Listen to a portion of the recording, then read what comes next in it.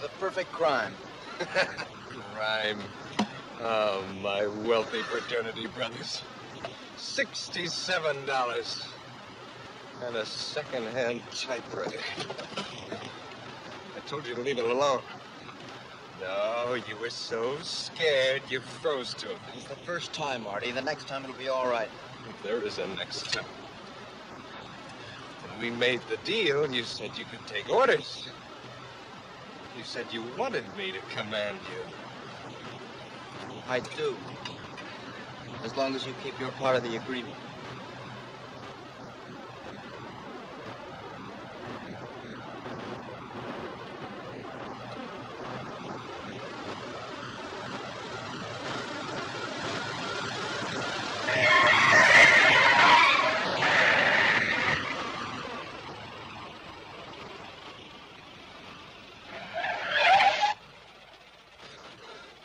What was the big idea of that?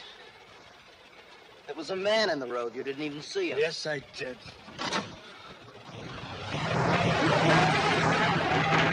Take it easy, Artie. You'll get us stuck. Hey! All right. Come back here. You drive. Come back here. I want to talk to you.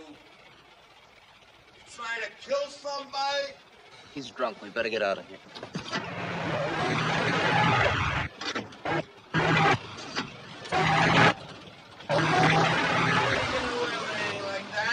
Wait a minute. Stop. You're smart, don't you? What? That way. Hey, come back here. I'll show you who's smart. He's asking for it. Give it to him.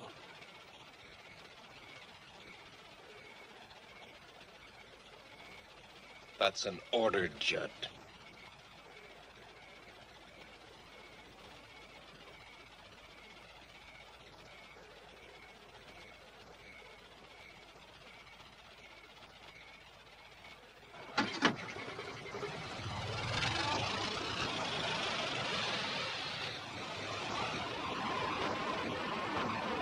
Faster.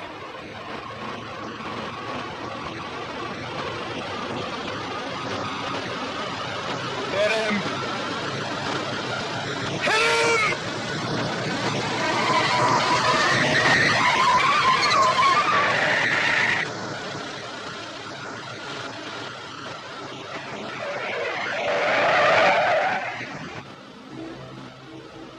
We almost killed him. Drunk. Would have known about it anyway. It would have been murder. Uh-huh. You know why I tried it, Judsie? Because I damn well felt like it. That's why.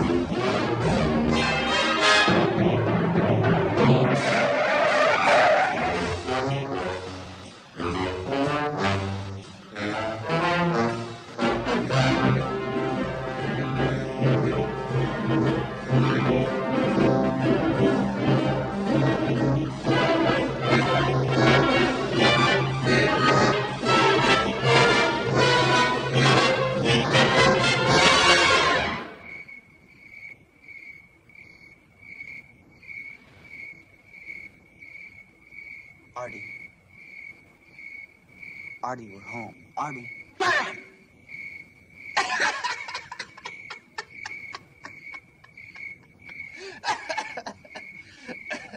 I was just thinking about the fraternity house in the morning. Everybody running around accusing everybody else, nobody knowing it was us. Could you see him, Judson? Yeah. Artie, listen. About missing that drunk on the road. Forget it. I'll get another crack at him some night. When I'm alone. Alone? Can you picture those poor saps of the You were only fraternity? fooling about there not being a next time, weren't you? Was I? Please, Artie. I'll do anything you say. Anything? I want to do something really dangerous. Something that'll have everybody talking, not just a few guys. With half the fat-headed cops in Chicago running around in circles wondering about it while we sat back and laughed at them, huh? Yes, but together, Artie. Something perfect. Something brilliant.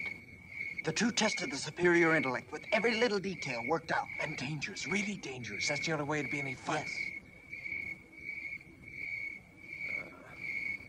You'd get panicky again. No, I wouldn't. It must be done as an experiment. Detached, with no emotional involvement. And no reason for it except to show that we can do it. We can do it. Together. Okay, genius. Go home and get some sleep. Call you tomorrow?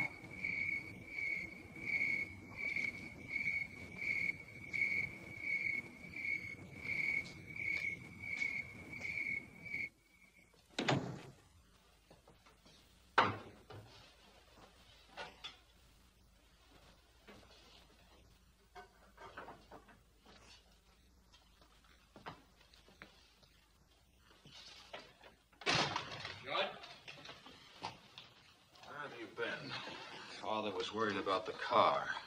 You too. And me, too. That's very touching. Apparently his concern for me didn't give him insomnia. Don't be a smart aleck. Where were you? Up to some funny business with Artie again? As if I didn't know. Then why bother to ask? Wait a minute. I want to talk to you. I don't think we have anything in common, Max. And take your hand off my arm. I don't have to answer to you. Or anybody else, hey, kid? Outside of Artie and your birds, you don't give a damn about anything else in the world, do you? Does my interest in ornithology annoy you that Don't much? be a fool. I'm delighted with your success. It just irritates me to see anyone as brilliant as you make a jackass out of yourself over someone like Artie Strauss. I see. For your information, my dear brother Max, Artie Strauss happens to have one of the most brilliant minds I've ever I had. know all about Artie Strauss and his mind. I've no doubt you both have twice the brains that I have. I'd just like to see you use them for once on something besides cheating old ladies at bridge and giggling and scheming in your room all afternoon. Don't you ever go to a baseball game or chase girls or anything? When I was your age, I was always out I'm looking. sure you had some fascinating experiences, Max. But some other time. I don't expect any consideration for myself. But Artie happens to be a gentleman. Something I doubt you'd understand. Oh, I understand, all right. Would you like me to tell you something else about him? I think he's a dirty, evil... You keep your filthy mouth shut! I don't have to listen to your insinuations. I don't care. All right, cool down. I know that Artie's your friend, but I'm older than you, and I know what kind of trouble you can get into. I'm worried about you, Judd. Will you listen to me? Judd, listen.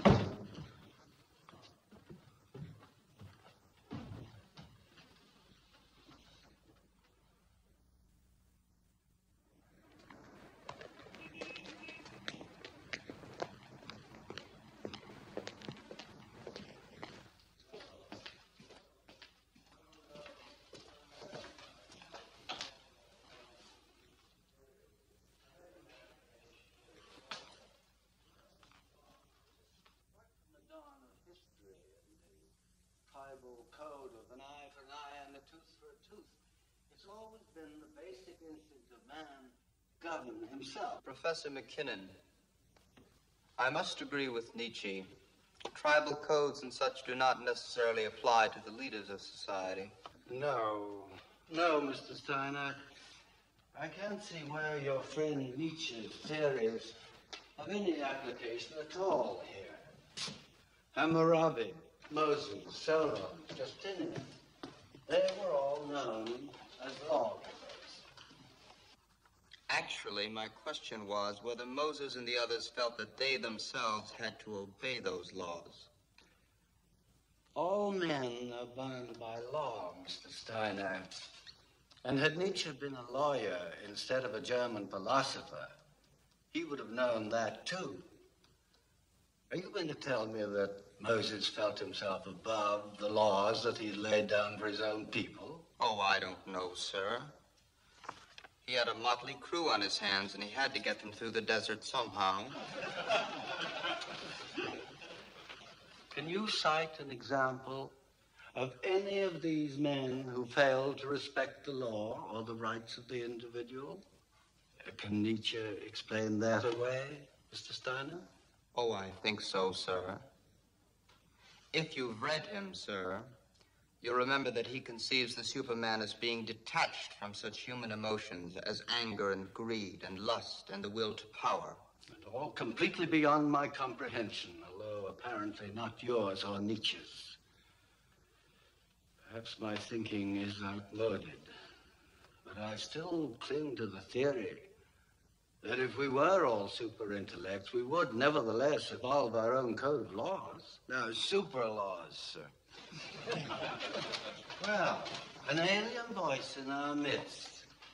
And since I haven't heard it before, Mr. Brooks, I am forced to assume that you were not with us earlier in the period. Well, that's just an assumption, sir. It can't be admitted as evidence. Oh, very good, Mr. Brooks. You surprise me. But just for once, I shall take a leaf from Nietzsche's book, place myself above the law, and grade you accordingly. That will be all.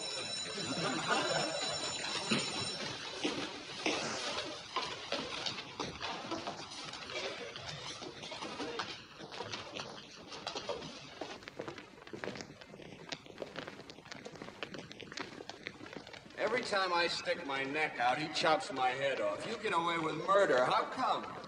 I don't know. He just doesn't seem to think very fast.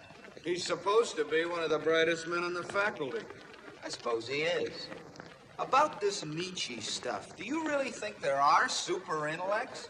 Yes, as a matter of fact, I do. So then, just Artie? swing into the alley, bam, this torpedo cuts loose with a 38. That's my ear. Oh, come on, Artie. Cut You it think out. I'm kidding? All right, what do you think that is, huh? Well, it looks like a moth hole. Oh, no, Sid. He got that running whiskey in from Canada, just for the fun of it. Yeah, sure. Just for the You don't fun believe of it, huh? All right. I tell you what we'll do. We'll all go down there tomorrow night, the whole bunch of us, okay? The four deuces.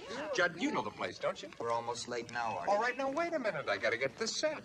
Sid, you can ask Benny himself about me. He runs the joint on Rush Street, 26. Looks like a store. Mike, you be there. Sally, Yeah. Pete. Sid, you can bring Ruth, can't you? Well, I tell you don't know. what, I'm Sam. supposed to work the late shift at the Globe. So, what time do you get through? Well, No, wait a minute. I tell you what. Just meet us there. I can pick up Ruth or Judd can. Wait a minute. You know Ruthie Evans, don't you, Judd? Hello. I don't believe I've had the pleasure. You do now, so that's all set. Sid, okay? All right, Ruthie? Fine. Perhaps Miss Evans would rather wait for Sid. No, I don't mind. Great. We'll That'll meet be there fine. at 9 o'clock. We'll make it a big celebration. Sure. What are we celebrating? Oh, little business deal we got kicking, huh, Judsie? We'd better get going, Artie. Okay, what are you hanging around for? Bank job, nothing to it. Open it up with a hairpin. See you later. That's like talking to a Roman candle. I know. Look, how come you told him you'd go? You know, those boys are millionaires' sons. I haven't got that kind of money to throw around. It was Artie's idea. Let him pay. How many times do I have to say it? When I go someplace, I I like to pay my own way. Yeah, I well, know. Okay, I'll starve for a week. Don't worry, Mother will feed you again.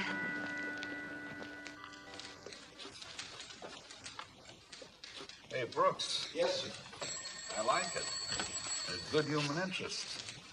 Have they really got that mouse in the physics lab? Well, they wouldn't have written it if they didn't, sir. Who knows? It might be good for a picture on the feature page. Well, I'll get the mouse. Give me a photographer. We'll go up to the lab. Relax. Get one out of the files. I got something else for you to do. There's been a report on a drowned kid that was pulled out of a culvert out in Higwish Park. Now, here's the dope. Check with Tom Daly before you run off. He's working on a kidnapping. Maybe you tie him. Yes, sir. 10,000. What? 2,020s and 8,050s, right. That's all old bills and all typewritten, Mr. Kessler. Now, Mr. Kessler, of course I won't. The story is safe with me until you give me the word. The Daily, sir. Tom Daly at the Globe. Thank you very much, sir. Kidnapping? Yeah, a guy's afraid we'll run the story and scare the kidnapper off. Big millionaire out in Hyde Park. Ryan wants me to look at a drowned body. You think there's any connection?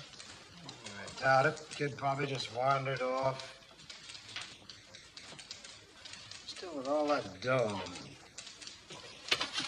Don't waste any time getting out there. Here's what I've got on the description, and call me back, huh? Right.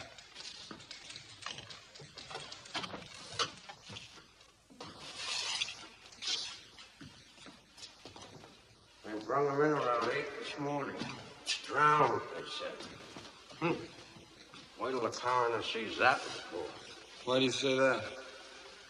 This kid wasn't drowned. All them cops wanted to do was dump him on us. Show you something.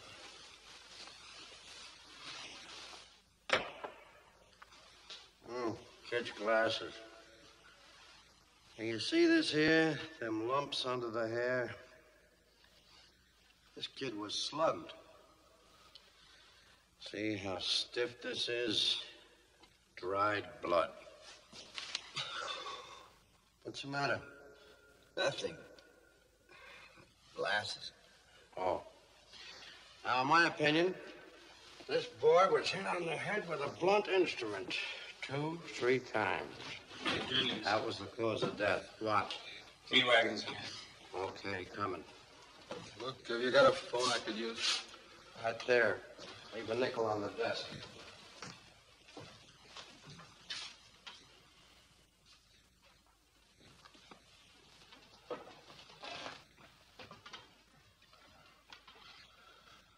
Number, please. State 1097. Chicago Globe. Tom Daly. Daily. This is Sid. Hello, kid. I'm at the morgue. I think I've got something. The description fits to a T. This boy didn't drown. He was killed, hit over the head with a blunt instrument. All right, listen. Stay right where you are and don't say anything to anybody. I want to see if I can get somebody from the Kessler family to come over with me and make a positive identification. Yeah, okay.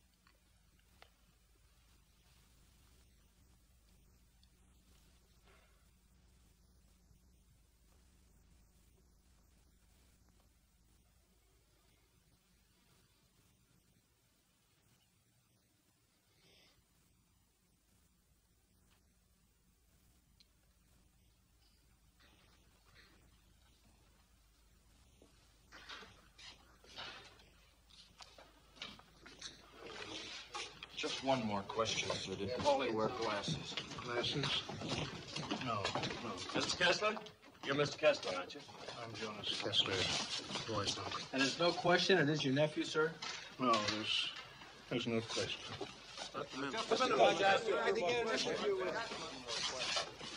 What's that about glasses? Well, they must have been beside the body when they found it. But they weren't the boys. I tried them on him. They didn't fit. Where are they now? Well, they shoved them way down under the sheet. Nobody will notice. Do you think whoever did it could have dropped them there? I don't know, but if nobody notices them for a little while, we got a clean beat for the morning edition, and you got a bonus. Excuse me. Can you see the body? Okay, sure.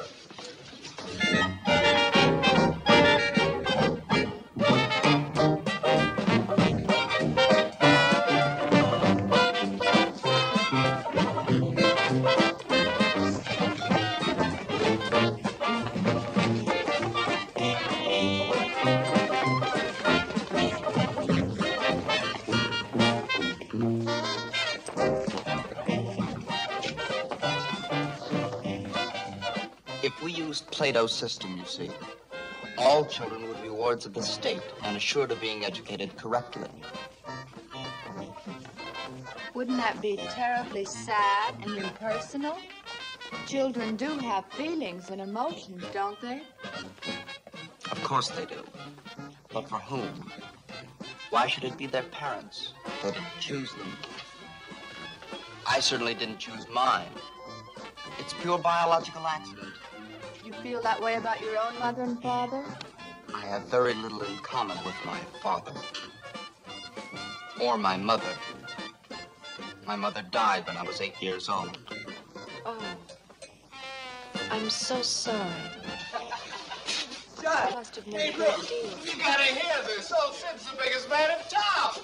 Hey, stop it, Sam. Take a seat, will you? Come on, just sit down. Sit down and have some drink. We gotta celebrate. What are we gonna celebrate? No. Now, to hear him tell it, it sounds like nothing.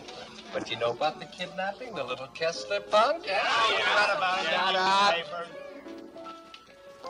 Didn't you notice that every paper in town had to say it was a Globe reporter who found out the kid had been murdered? So who do you think it was? Sid! Out, he says the hero be ours. Give me that. Wait a minute, Sidney first. Okay, now something for you. Just a little. Okay, everybody, come on. To sit. Honey, will you sit down? It was just a lucky break. Boy, it sure was. You know, if he hadn't identified the body when he did, the Kesslers would have paid the ransom. How about that? Well, what about the paper? Did I give you a bonus? Yes, but not for that exactly. You mean there's more? Oh, there's more. Listen, he didn't tell it all. Oh, sure, just tell us, huh? Well, it'll be in the early morning edition. Just another lucky break. About the glasses. Glasses? What do you mean? What kind of glasses? Eyeglasses, you know. The police thought they belonged to the boy, but they looked pretty big to me, so when nobody was around, I tried them on the body. Well, I had to. Anyway, they didn't fit, so they couldn't have been his. I didn't say anything to anybody. You mean they could have belonged to the murderer? The police seem to think it's possible. It's not a very logical conclusion. Anyone could have dropped them. But anybody didn't. They must belong to the murderer. Oh, Artie. I'm bleeding. What set you off? I don't know. Wow. What they put in that drink anyway? Artie. No. Just, wash it off. Gotta get some air. He really should have that looked at, Judd. Judd.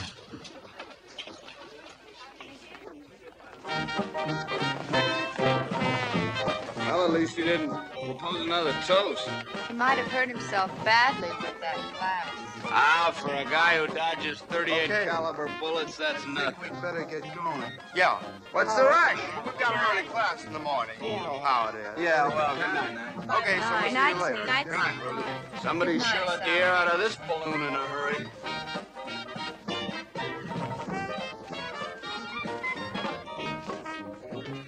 The check. Yeah, the check. $23.80. You wouldn't rush off and forget her, would you? This party was on Artie. Which one was he, miss? The wacky one? There goes the bonus. Thanks. I'll bring you the change.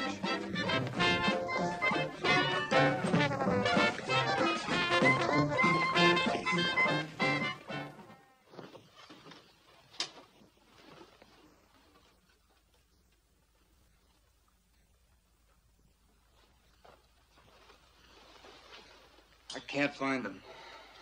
They've got to be here somewhere. I couldn't have left them out there. Of course not. The last time I wore them, I was studying. In that tweed jacket. Yeah, the same one he had on yesterday. Same one he tossed on the ground when he got that brilliant idea about hiding the body. He left him there like a calling card, didn't he, Teddy? Huh? I didn't drop them. You picked my coat up. You grabbed it up by the tail and tossed it to me. That's when they fell out. I agree it was inexcusable to have them in my pocket, but I didn't drop them. Isn't that lovely? He agrees it was all our fault. We said dump the body in the lake, but no, he had a stroke of genius. Shove the kid in the culvert, he said. Nobody will ever find him there. No, not in a million years, he said. Artie, will you please stop that? Shut up, we're not talking to you. The first guy by on his way to work pulled him out of that stinking culvert. So why do you suppose he picked the culvert, Teddy? Huh? What? Because he was scared and it was the first place handy? Yeah, I think you're right. And you know what else I think?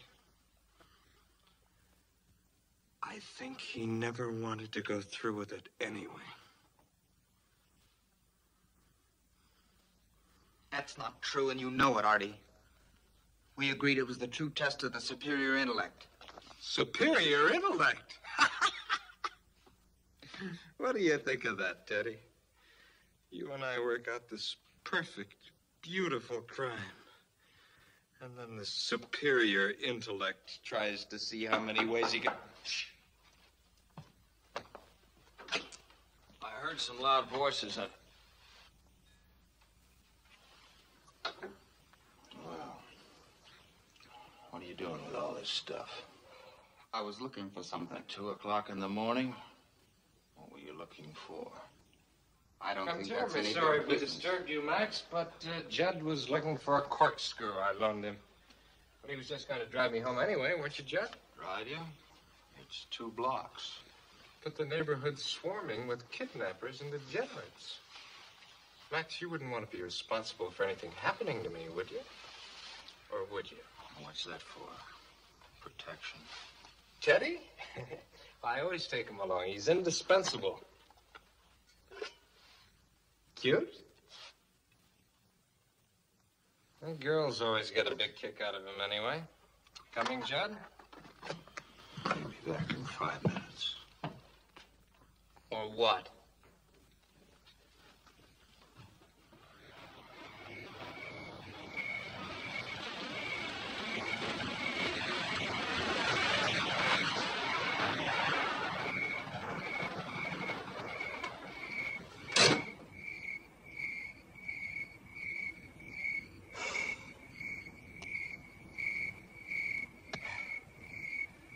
I don't know how I could have been so stupid. You were.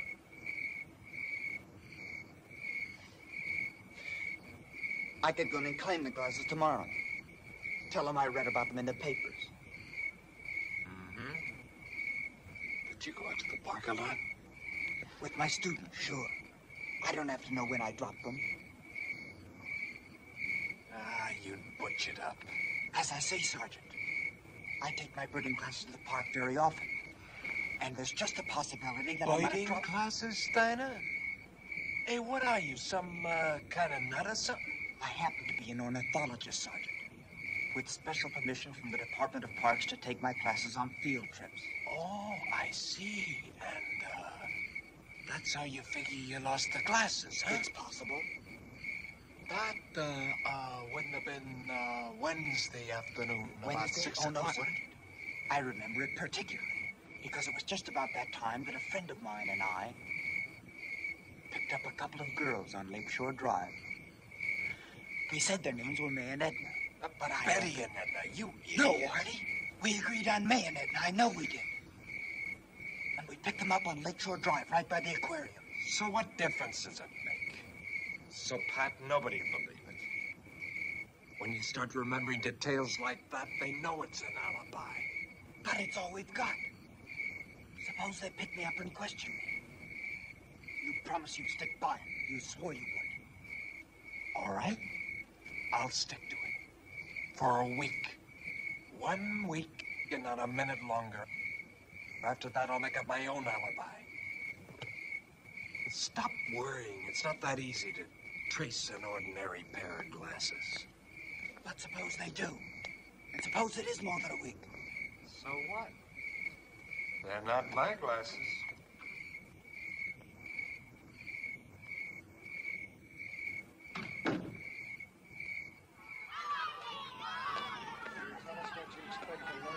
Investigating the neighborhood around the school, Lieutenant? Well, I guess we'll just have to start right at the beginning and see whether anybody noticed anything at all. Hey, Sid. Teachers and the principal? Hi, Artie. What's going on?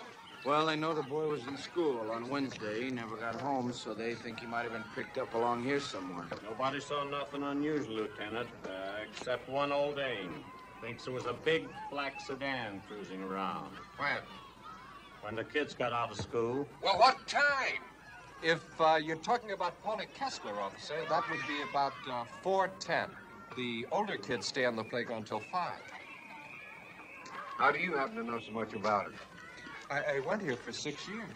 That's right, Lieutenant. This is Artie Strauss. She goes to the graduate school with me. Oh, well, I'd like to talk to you for a minute, Artie. Sure, Lieutenant. Come on over here, will you? Excuse us. Well, let's get a statement. Just stay right where you are for a minute, will you, fellas? How long ago has it been since you went here? 4 years ago. 4? Oh, I went to college at 14, University of Michigan. Well, I don't suppose the place has changed much in 4 years. Are they pretty strict here? Do they keep a pretty close watch on the kids? Oh. Do you ever notice any strange characters hanging around, like after school, I mean? Oh, no, the teachers wouldn't allow that. No. And the police are very efficient out here. Well, what about the teachers? Any oddballs? Most of them, if you ask me, Lieutenant. Like who, for instance? Oh, well, Mr. Henderson was one. Always telling us we were spoiled brats and too much money. You know, that kind of thing. Yeah. Is he still here? Why, sure. He's right over... Gosh, Lieutenant, you don't think he had anything to do with Paulie? No. Which one did you say he was? The guy with the sweatshirt. Just throwing the ball. Henderson. Any others? Well, Pop Wiggin. That's the gray-haired one. I guess you wouldn't say he was exactly normal. Snapping towels at kids in the gym, stuff like that. But that wouldn't mean anything. No. Wiggin. Wiggin. With an N.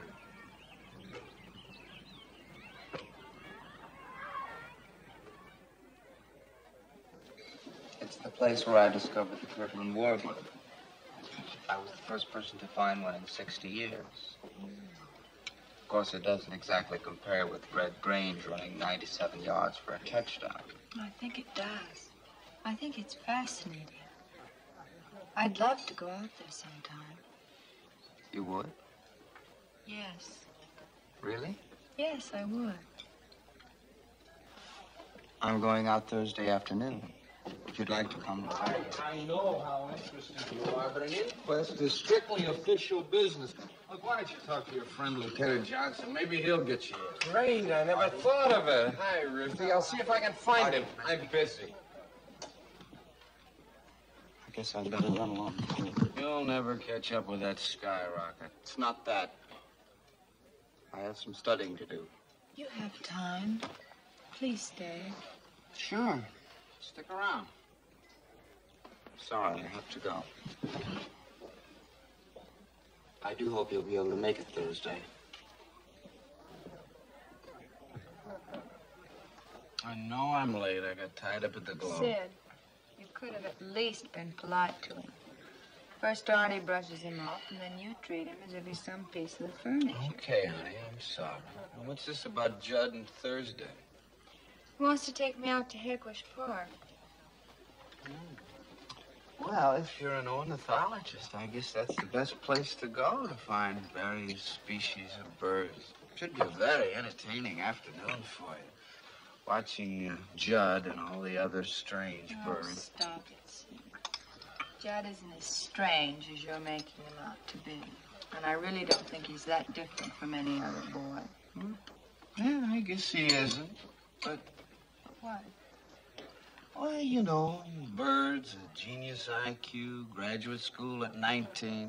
I just don't get the feeling he's going to challenge Dempsey for the title.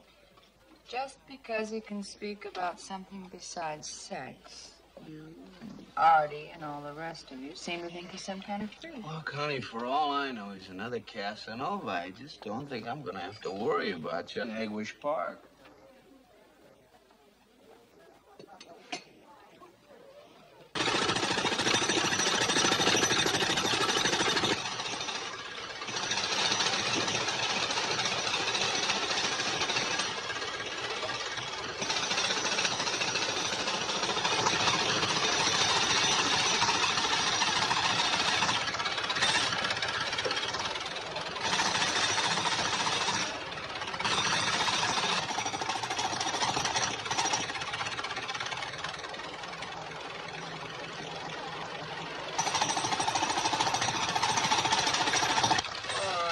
Break it up here. Come on, keep these folks up on the sidewalk, will you, officer? Come on, let's break it up here. Oh, up there, please. You too, Miss. Oh, hello, Artie.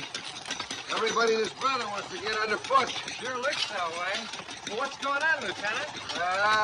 Somebody phoned in and said they saw some mysterious man throw a bundle in the sewer here on Wednesday night. So we gotta dig it up. That's pretty stupid, huh? Sure is. I like to get my hands on the guy that called. Listen, you know anybody around here who talks with a German accent? With a what? With a German accent. German accent. Yeah, the Wainwrights live right across the street there, have a German chauffeur. Real question. Rupert. Yeah? I think I'll have a little chat with this Rupert. Johnson. What? Find anything? Sure, just what you'd expect to find in a sewer. This case gets nuttier day by day. I wonder if there's any place I can find a phone around here. Well, use the one in my house, Mr. Daly. I live right here. Come on.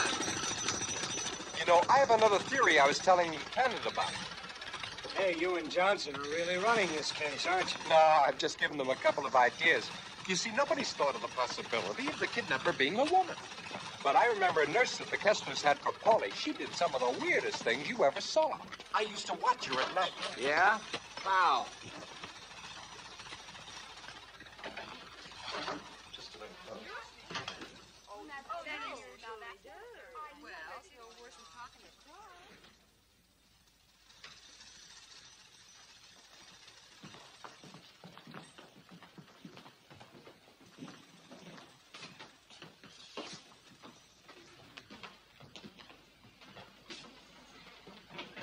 Bunch of old biddies playing cards.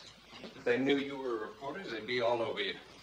Phone's right over there, Mr. Daly. Oh, thanks. Would you like a drink? Why not? Yeah. Sit, come here. Say 1097. Okay, hold it. Now, watch this. Hey, all pre-war, too. What would you like to drink, Mr. Daly?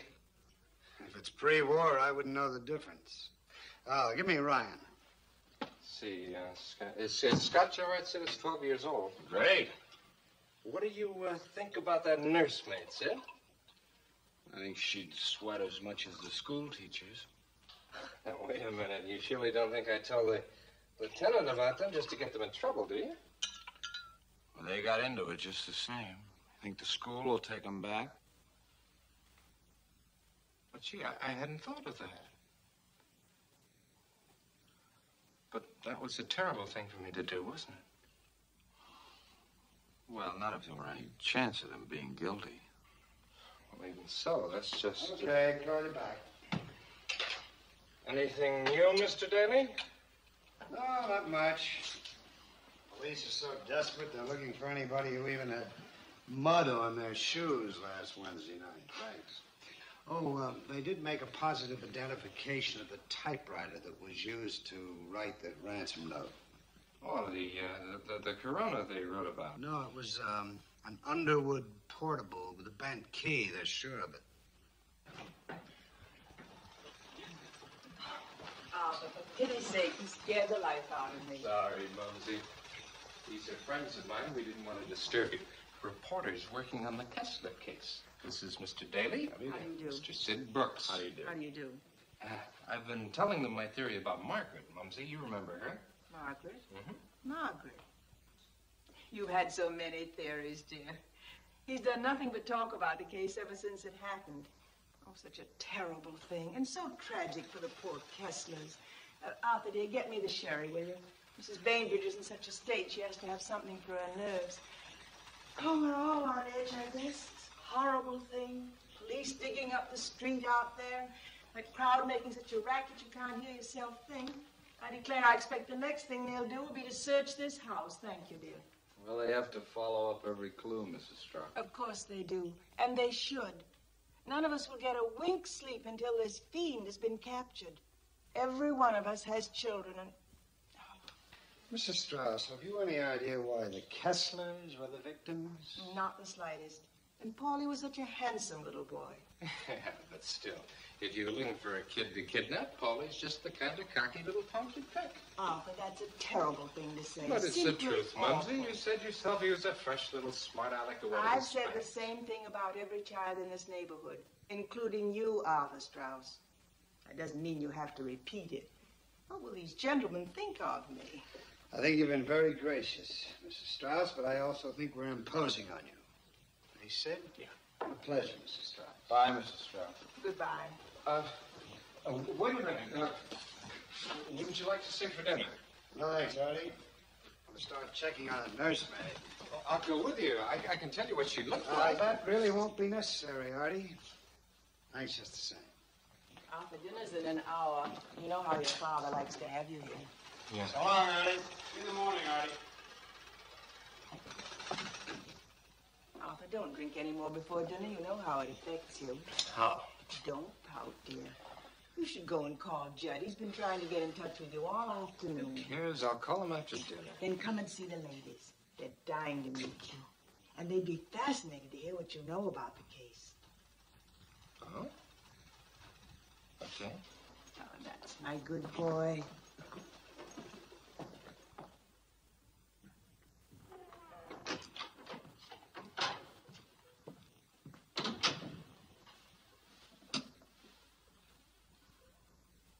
Central 1099. Where'd you get that typewriter, Steiner?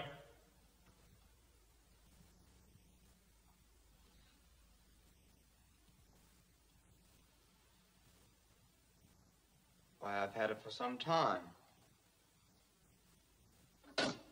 Why do you ask? Not bad, Judson. Not bad at all. I was just trying to get you, you damn fool. Me? I don't keep an Underwood portable with a bent key. Didn't I tell you to get rid of that thing? Now they've made a positive identification of it. Suppose they suddenly decide to search all the houses in the neighborhood, huh? If you think it's that important, I'll get rid of it. It is? I'll find a place for it. And leave another pair of glasses? seen enough of your hiding places. This time I'll do it myself. Tomorrow afternoon, maybe. We could drive out by the, stockyards. Not tomorrow afternoon. Oh, you got another date?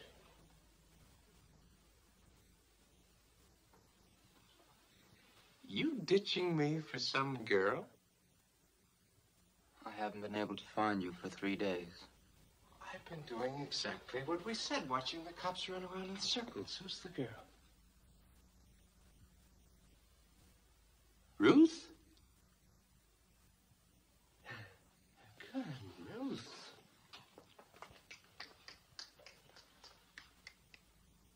You gonna take her birding? Hickory? She said she was interested. Good idea. We'll have her out there all alone, huh? No witnesses? Yeah, you'll be perfectly safe. Girls never talk about it afterwards. She can scream her head off. Oh, what's the matter? Isn't that what you planned? No, it isn't. You're not falling for her, are you, Jed? Of course not. I just hadn't thought of that. But this is your chance. Now look, we agreed to explore all the possibilities of human experience, didn't we? Unemotionally detached. Put together, Artie. Sure, but I've done things alone. You can too. Don't tell me you haven't got the nerve.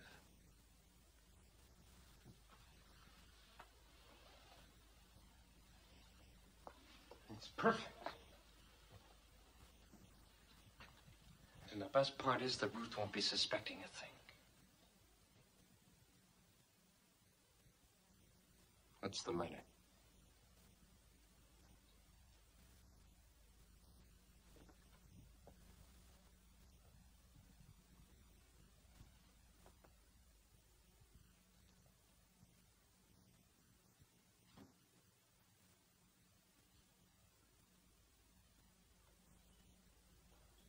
You want me to order you to, Jack?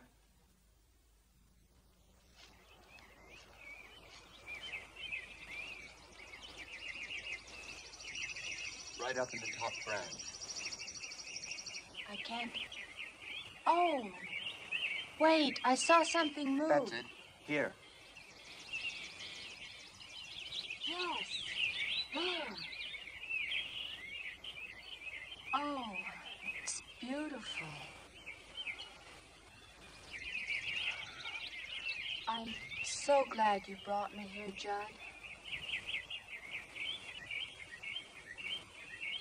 What is it, Judd?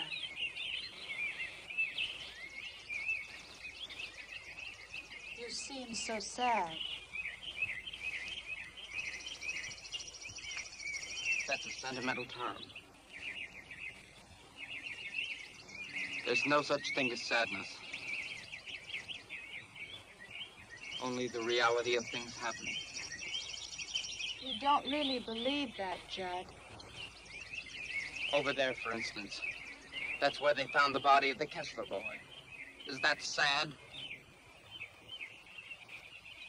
Yes, it is. Terribly sad.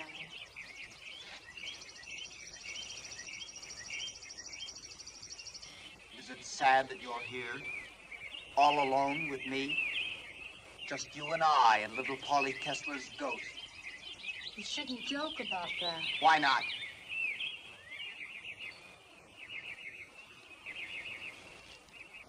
What's one life, more or less? There were 9 million people killed in the war. What does one little Chicago boy matter? Judd, you're not that cruel.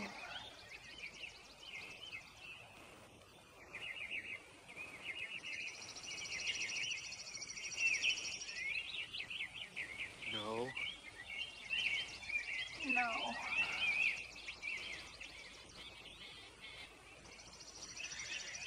Murder's nothing. It's just a simple experience. Murder and rape. Do you know what beauty there is in evil? Is there? Yes. You're trying to frighten me, Judd. If you were to move now. Why don't you run? Is that what you want me to do? Yes. Do you have to attack me, Judd? I don't have to do anything.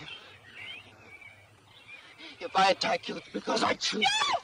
Ah!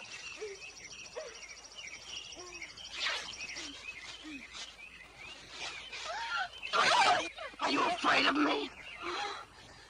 I'm afraid for you, Judd. I'm afraid for you.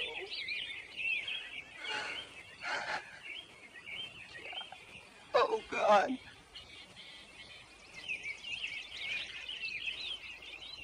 Oh, my God.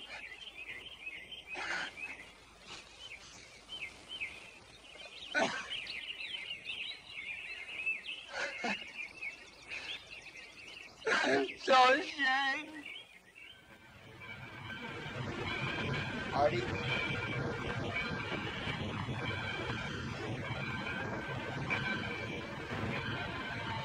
What is it? A Judas.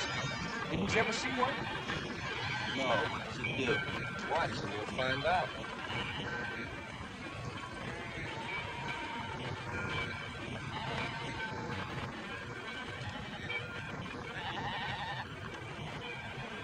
See, when they get to the slaughterhouse, he ducks to one side and the silly sheep go in to get their throats cut. That black devil knows it. Did you get rid of the typewriter? There's a bit out back, but they bury all the interest. Nobody will come near that. So, how did you make out? Oh, fine. You're pretty smug about it. But if you did, how come you're not sweating? Like after Paulie. And after you found out about those stinking glasses. I just wasn't rational at the time. After thinking about it, I realized there was nothing really distinctive about them. There must be hundreds exactly like them. 4,200 to be exact. I asked Lieutenant Johnson. You asked the police? Sure, why not? I figured we might as well know, so I asked Johnson why they weren't following that lead. You fool. You're sweating again, Jetsy. Why? Now we know. They can't trace 4,200 there. They can't trace anything. The whole case will blow over in a couple of weeks. Hey, come on, let's go watch them slaughter the sheep.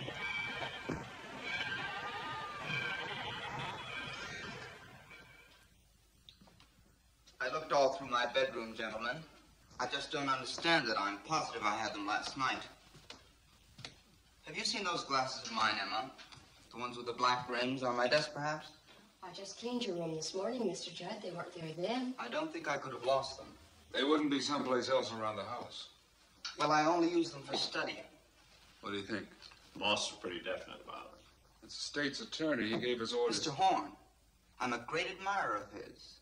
I'm a law student, you know. He wanted to talk personally to anybody on the list who didn't have their glasses. I see. Then I expect you want to take me down to the Hall of Justice with you now. Not exactly. The Pennington Hotel, Mr. Horn's taking a suite there. Just to protect anyone he talks to. You know what the reporters would do with something like this? Of course. Very considerate. Shall we?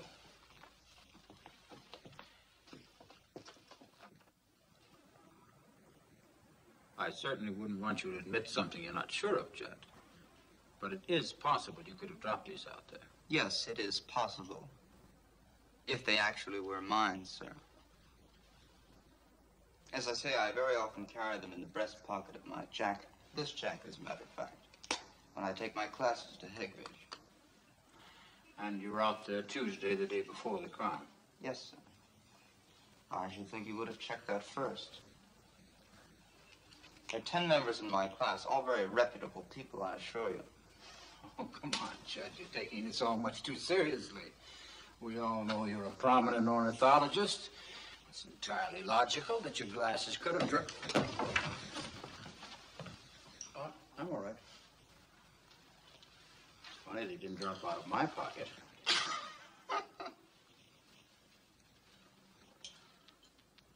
Oh, I'm sorry, sir. But it looked like you were acting that out for a jury. Forgot you were a law student, Judge. Guess it was rather far-fetched.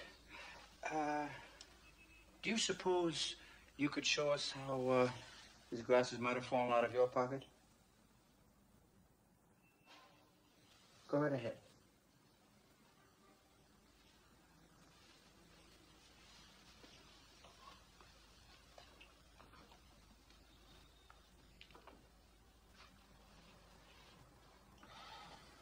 Of course, the terrain is considerably different out there. Of course. I suppose I could have tripped over a root or something. This.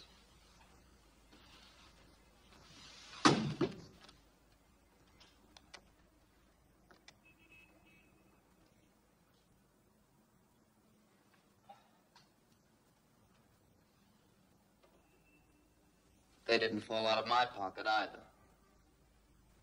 No.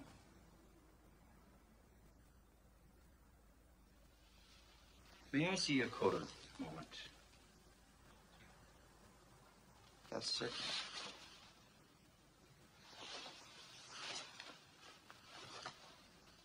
Could you have taken it off because of the heat or something you wanted to do and then picked it up later?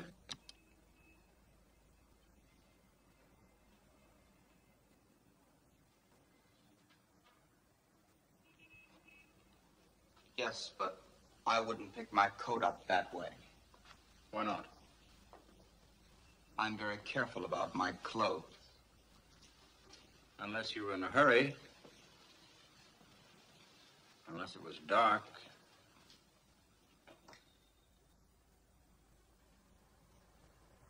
Well, this is all purely academic if they're not really my glasses, isn't it, sir?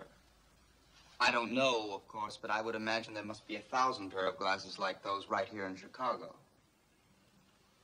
The figure is about 4,000, Judd. But these happen to be your glasses. In spite of the fact they look like thousands of others, they aren't. You see, a firm in Rochester developed this new hinge. Elmer Coe is their only outlet here. They sold 3 pairs. One to an executive who's been in Europe for a month, one to a woman in River Forest, and the third to you.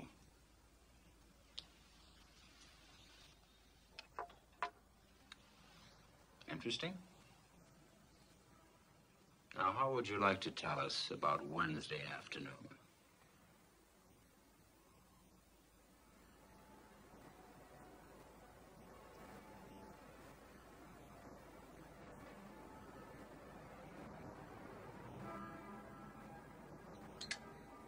I must say, you've given us a very detailed account of your activities, Judd.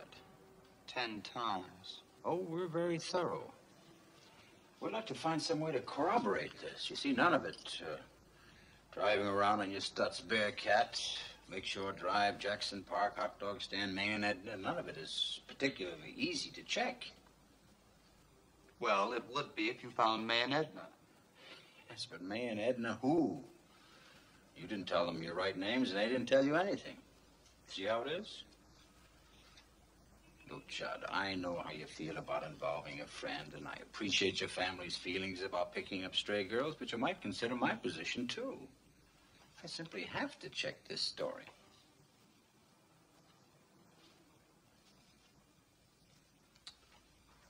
Look, Judd, I give you my word. I'll never say anything to either of your families if you tell me your friend's name. Then we can wash this all up and have you home in time for dinner.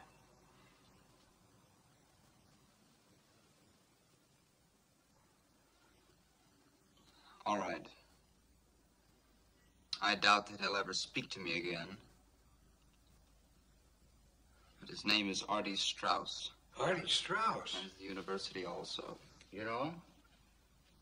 He's the kid that's been helping me all along. Very interesting. If you pick him up and bring him in, he may be able to help us some more. Yes, sir.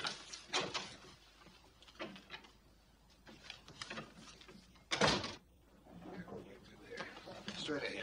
Come on. Open up. There he is. Come on, hurry up.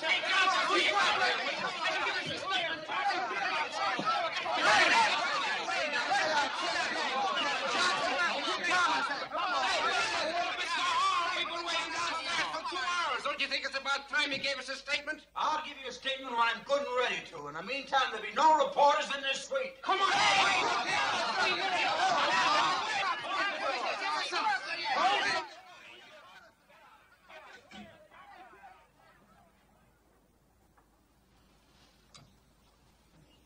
That's better.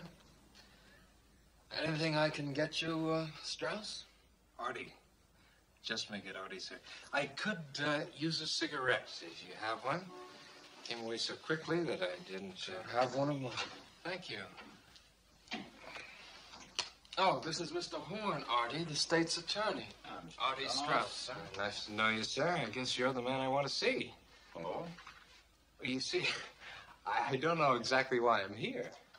But if we could make it as quick as possible. Oh, I think we can do that, Mr. Strauss. Artie, please, sir.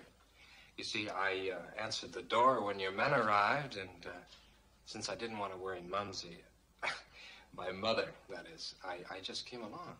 Oh, all right. Well, this won't take but a few minutes. Oh, fine. You see, dinner's at 8:30, and Dad likes me to be on time, particularly when we're having guests. Judge Conway or Conroy, I think it is tonight. Well, that'll be Judge Conway of the Superior Court. In that case, we will make it extra brief. Won't you sit down, Artie? Well, I'd prefer to stand if you don't mind, sir. The nervous type. But, please. Thank you. Well, I'll come right to the point, Artie. We're interested in a description of your movements in the afternoon and evening of Wednesday the 17th. Last Wednesday. That's over a week ago, isn't it? Yes. Yeah, this is Thursday. Well, you see, it's pretty hard to remember that far back. That's what your friend Judd said. He did? But he managed to recall a few things. Oh, well, did he say I was with him? That's hardly the point, is it, Artie? We're interested in finding out what you recall. Of course, stupid of me, isn't it? You see, it's just that I know we were together part of the day. When was that? Well, Wednesday's a school day, and we have two of the same classes. We're interested in hearing what happened after school. Yeah. Wednesday. Is that the day the old man, father had the dinner party?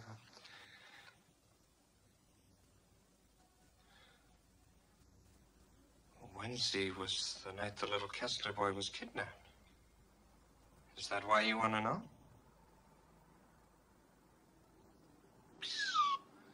Then I better get it right. Wednesday. It may help if you recall being with Judd any afternoon and evening last week. Well, I know we went to the Edgewater Beach Monday. That was a party. And the Four Deuces Friday. No, Thursday. But Wednesday. I don't believe so. Oh, yeah. I remember. I went to the movies. Alone. And that's all you remember about Wednesday night? Just dropping into a movie alone? No friends? No girls? That's it, sir. I wish I could tell you something more helpful. Yeah? Well, the commissioner just phoned. He wanted me to tell you that Judge Conway called him. For the family, sir. So? Well, nothing. He just wanted me to tell you. All right. You told me. Yes, sir. Oh, Johnson.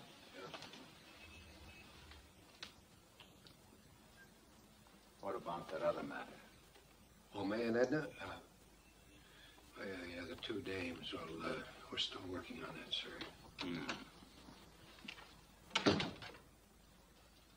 Did he say something about two girls named May and Edna? Oh, I don't know if that's their names. Two girls we interviewed as secretaries. That's not true, Mr. Horn. Judd's broken his word of honor to me. He promised he'd never tell it to anybody. Why, Artie? Well, because that's where we were Wednesday night. Out with a couple of chippies we picked up on Lakeshore Drive. He knows what'll happen if my family finds out. Well, what else did he tell you that we... Artie, have you been lying? Don't you know this is a murder case? Do you realize what the consequences could be? Can't be as bad as what my old man will do. He'll skin me alive if he finds out I was out with a couple of tramps. He doesn't need to find out. Do you want to tell us about it now? Didn't that blabbermouth tell you enough? We'd like to hear it from you. All right.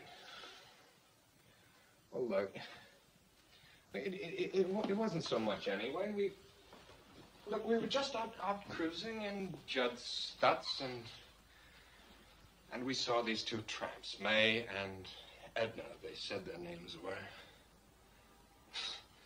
Couple of crows. Anyway, I wound up with Edna, and Judd was left with... Yeah. Follow them on what? Roller skates? They just went down the freight elevator and took off. Yeah, well, Johnson says that Horn took them to dinner. Maybe he did. I got the kid making the rounds of all the restaurants in the neighborhood.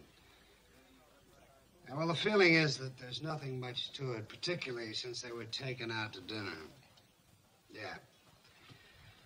Oh, that's right, I'll let you know. Here we are, Mr. Judd. Will this be satisfactory? Excellent, mon merci. Et monsieur, votre père, il se porte bien, j'espère? Und wie ist der liebe Freund, Kinder? Danke. Wie immer sind Sie alle wohl auf. Préparez-nous son bon s'il vous plaît, et servez-nous aussitôt que possible. Mais bien sûr, je m'en charge. Comptez sur moi. Merci. I told Robert about it for us, Mr. Horn. I assure you it will be excellent. How many languages do you speak? 14, including English and German, and Italian and French, Sanskrit, Russian, Latin, Greek. That's classic Greek, and modern Greek, Umbrian. I expect to brush up on some of them in Europe this summer. Europe? Yes, I plan to leave next week. Stuff Bear Cat, the best dressed of the two fellows we need. Have a hard life, don't you? By the way, that Stutz is a two-seater, isn't it? I thought you'd be wise to that one, Mr. Horn. You see, in a two-seater, a girl has to sit in your lap. Oh, you boys really had us worried there for a while, especially you, Artie. Sorry, sir, but I didn't think Judd was going to back out of our agreement. If you'll excuse me, I think I'll watch up. I'll join you. Might as well go, too. Mr. Horn, it looks as if you're still not quite certain. Oh, don't be silly. Sit down, Davis.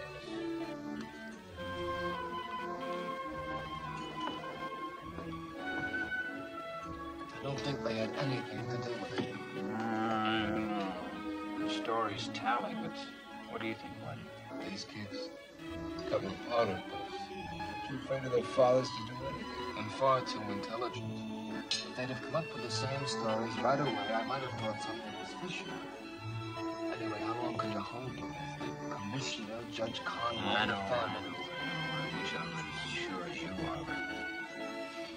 These damn glasses keep bothering me.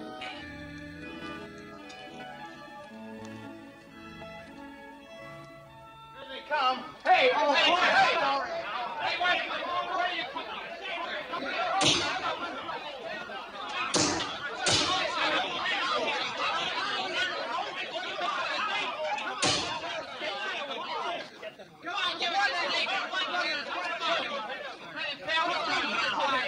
Come on, story here because there have been no charges. Chamber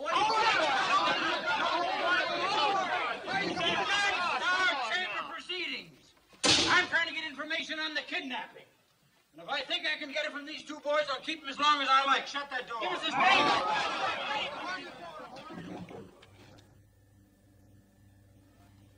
You know, they're right, Chief. We can't hold them much longer without a charge. I'm surprised the families haven't sent a lawyer down here before this. All right, I'll release them. I would have kept them as long as I have, except... No, never mind.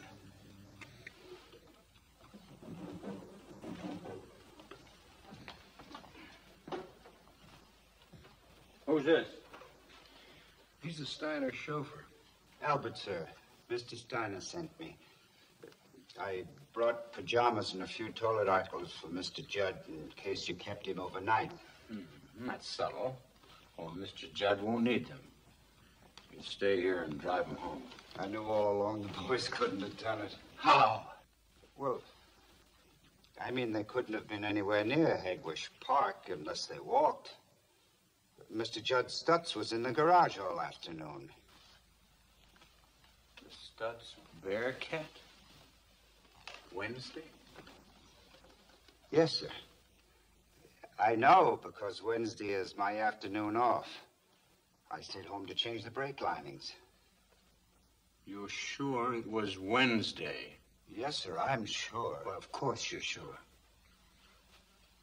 Thank you very much, Albert. I wish we'd known this before. Thank you.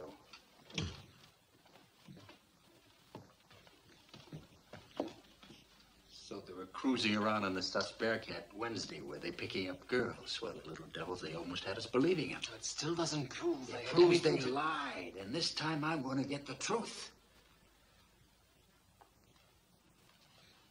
Which one will we hit with it first? Well, it's Judd's car. Yeah, but Artie's the wise guy. Johnson's buddy. Nice and cocky. I'll bust him apart at the seams. You go in there and keep Judd happy.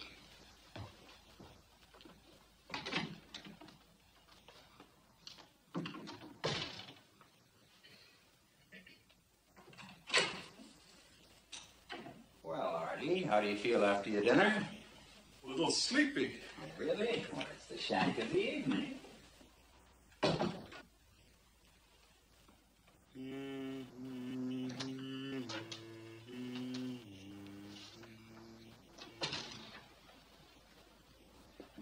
Well,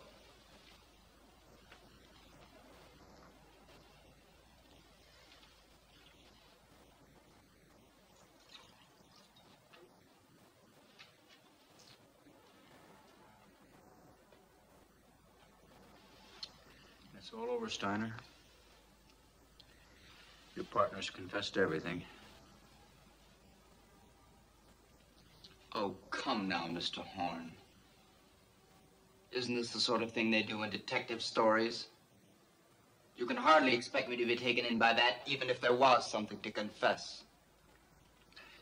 Yes, I guess it was rather stupid of me at that. You might also have taken into consideration that aside from the fact that he's my best friend, Artie is far too intelligent to be trapped by us poor specimens?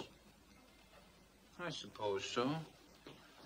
But Artie was such a good friend of a young man who helped him write a ransom note on a stolen typewriter and who rented a black sedan from the Collins Drive Yourself agency on May 16th that I thought it might joggle your memory. Do you take me for an idiot? Let's see, what did he say about that car? Oh, yes. I drove it.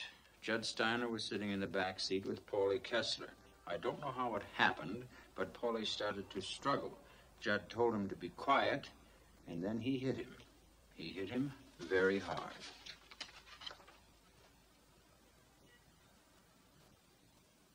Oh, that weakling.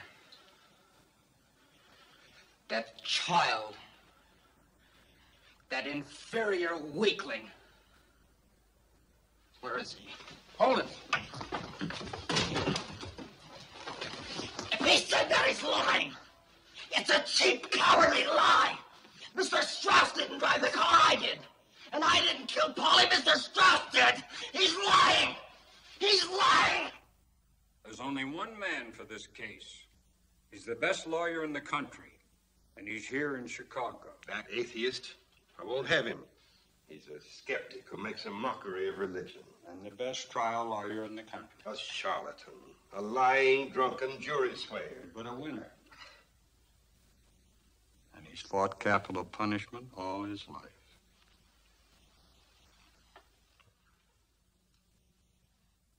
I'm not even sure he'll take the case. If it's a question of money, we can... But the fee must be a consideration. I've known him 30 years.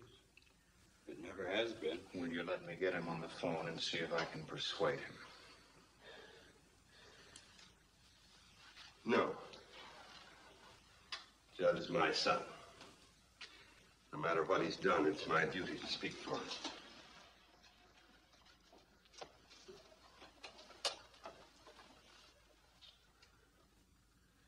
He'll give me information. I want the number of Jonathan Wilk. W-I-L-K. Judd cleaned up most of it, and I helped him. When it was as clean as we could get it, we got in the car and drove for a while. Then we started back, and coming along Ellis Avenue, I threw the taped chisel into the bushes at the side of the road. Then Judd drove me home, and I went to bed. These are the facts to the best of my recollection. Signed, Arthur A. Strauss. Do you have anything to add to that? Artie. Judd. With the exception of saying that I killed Polly, Mr. Strauss has done such a brilliant job, no one could think of adding anything to it. If Mr. Steiner hadn't involved me in that asinine alibi, there wouldn't have had to be a confession. And as far as killing the kid goes, I was sitting in the back seat where... I mean the front seat. The front seat? Hey, Mr. All right, boys. I haven't finished. Have you both been treated fairly by me? Yes. No violence? No intimidation? No. That's all? You'll have 5 minutes to question them. All right. Now, how's it the front seat?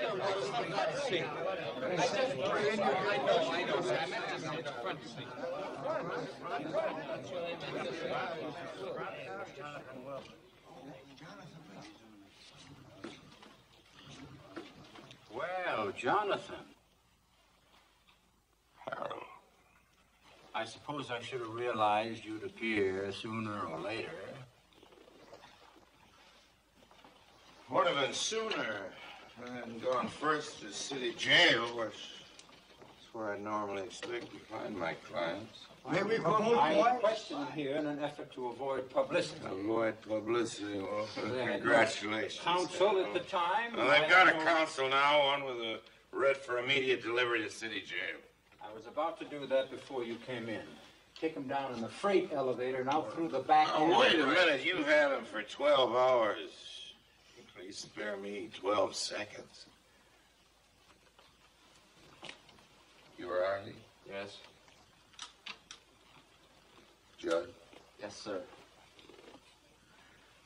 Your folks have retained me as counsel for the defense. I've always admired you tremendously, Mr. You Will. can prove it, both of you, by saying absolutely nothing to anybody until I instruct you to the contrary.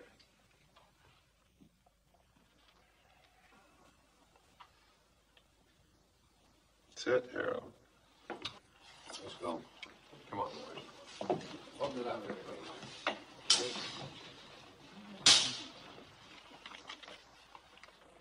It's a little late to silence them now, isn't it?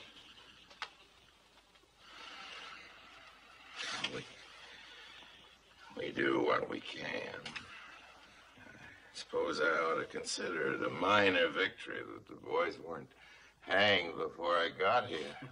They will be soon enough. Luckily, that decision won't be up to you, Harold. you may as well know, before you decide on a plea, Dr. Ball and Dr. Stauffer have been observing them. Observing? In their opinion, the boys are completely sane. Might be more interesting to hear their conclusions. The doctors would observe each other.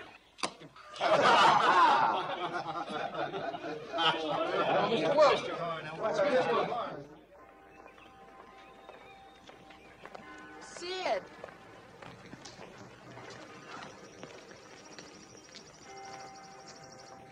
Is it true, Sid?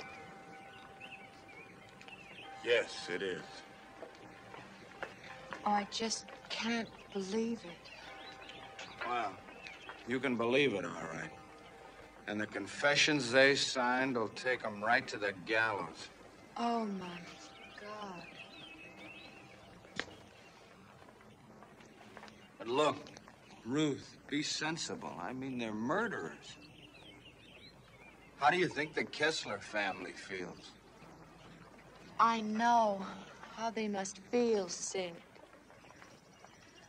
But I can't help feeling sorry for Judd and for Artie.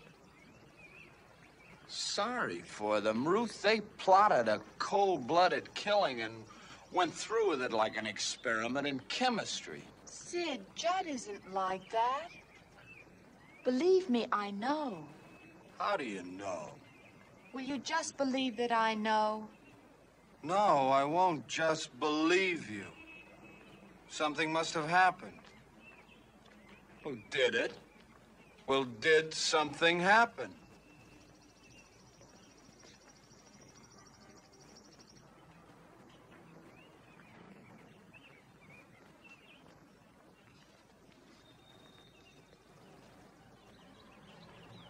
He tried to attack me.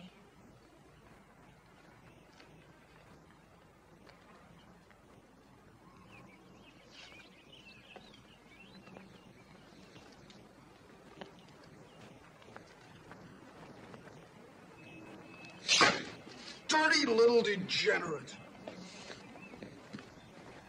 Please. It wasn't the way you think at all. He made an attempt at it. He couldn't go through with it, Sid. He was like a child. A sick, frightened child. I don't understand you, Ruth. He tries to rape you. And you defend him. I know. It's difficult to understand. But see, you weren't there. You didn't see him like I did, Sid. If you did, you'd have some compassion or sympathy for him. Believe me. Ruth, you sound as though you're sorry he didn't go through with it.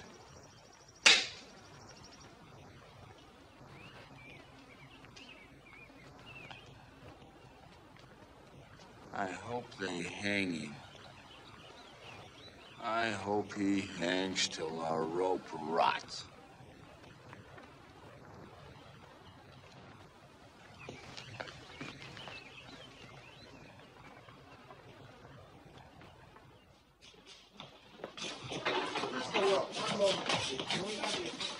Okay, fine.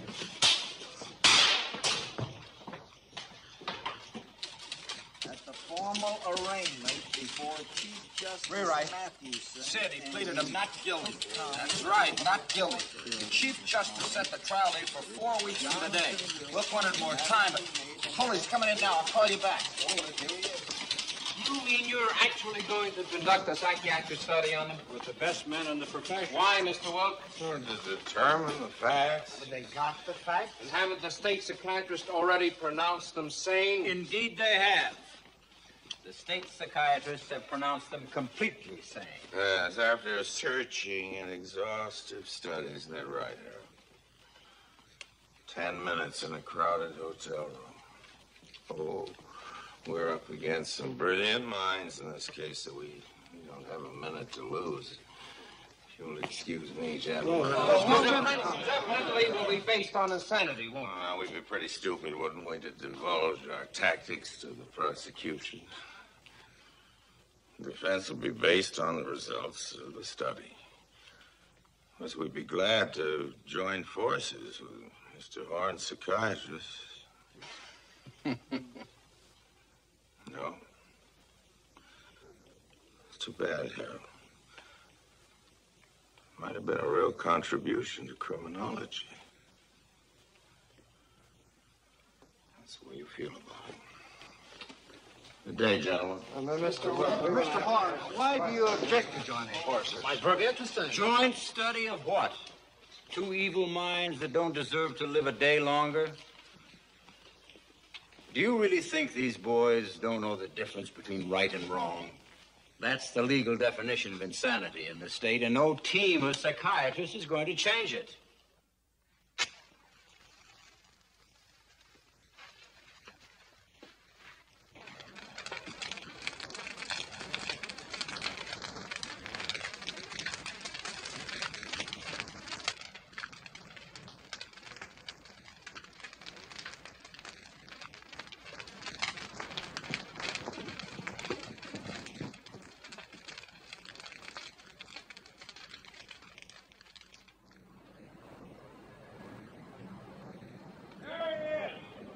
Good morning, sir.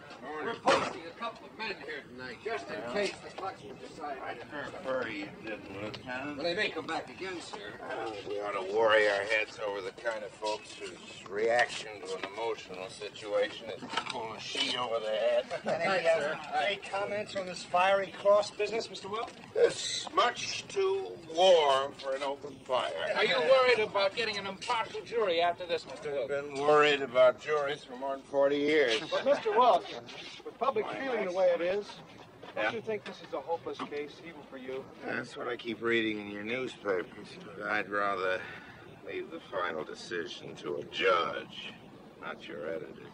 Mr. Wilk, it's common knowledge you take more than half your cases without a fee. No offense, sir, but is it true you're getting $1 million for this one? It's been a matter of public record for 2 weeks now. The State Bar Association will determine the fee.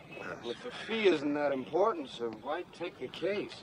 Well, I did give it some thought, but, it occurred to me that to deny the rich the same right of defense as the poor might be to go along with the same kind of thinking that started that fire. Morning, gentlemen. Morning. Good morning.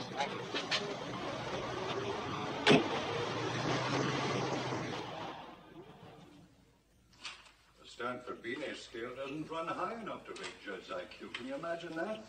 And yet on several others, both he and Artie showed no more emotional maturity than 7-year-olds. It's amazing, isn't it? Well, I find lacking in any conclusions. Yes, well, we had several days' discussion about that, and most of us agree that Judd is paranoid and Artie is schizophrenic. But not enough to be declared medically insane? Well, that's a very indefinite term, Mr. Wilk. We prefer not to use it. It's very definite in the court of law. Of course.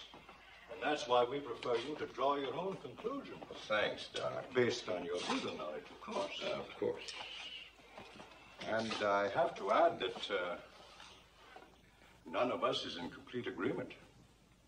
Oh, well, that's going to be very helpful.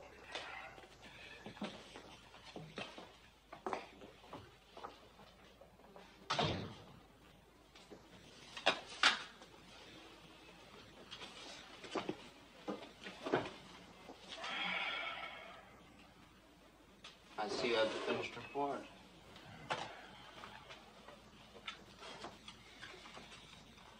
Should be intensely interesting. These have been the most fascinating 4 weeks I've ever spent. Do you think that'll be a major contribution to criminology? I would say that, Judge. Why don't you tell them the truth? It all adds up to 6 feet of rope and a hang. No, this report might be useful. They're betting 20 to 1 we hang. If it's the long shot you're looking for, I've got one just as good.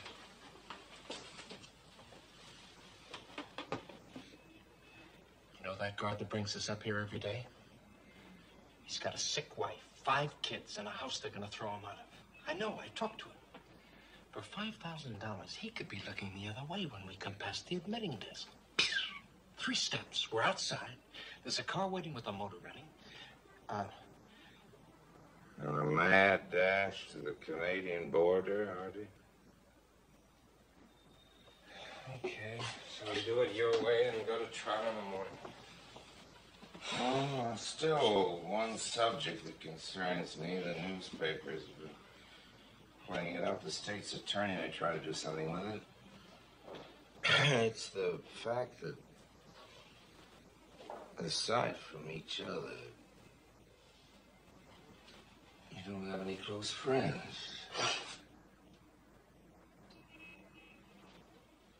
We didn't have any other friends because there was no one of sufficient intelligence and maturity worth cultivating. Is there anything wrong in that? Nothing, unless the state's attorney wants to make something of it with hostile witnesses. If he calls him, I'd like to have somebody speak for you. I'll give you a flock of them. I've got a little black book in my desk at home. The cops haven't taken it. It's got the addresses of 40 or 50 girls I've been out with in the last 2 years. Ask any one of them what she thinks of me. No, I haven't any little black book. No girls?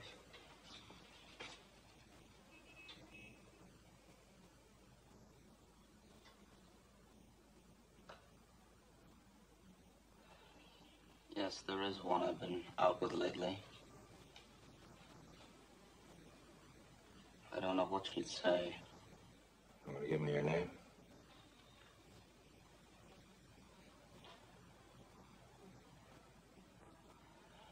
Ruth Evans. But I'd sooner you didn't call her, sir. I don't want her involved in this. I won't call her without your permission. That's it, boys.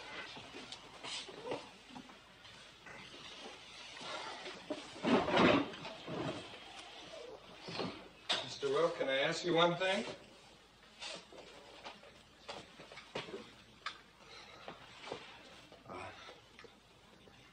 Will Mumsy be... my mother be there? And Dad?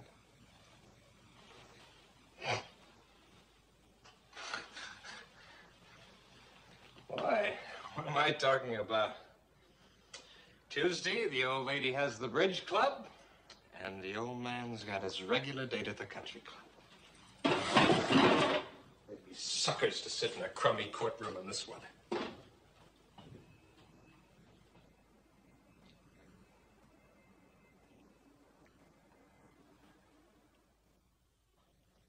There is no other justice. There is no other verdict. There is no other penalty. Because never before in the history of this city has such a vile, cold, brutal, inexcusable, premeditated murder been committed. Gentlemen of the jury, my office, representing the outraged citizens of Cook County, dedicates itself to presenting the evidence in this case in such a manner that the perpetrators of this crime shall be convicted and hanged as swiftly as possible.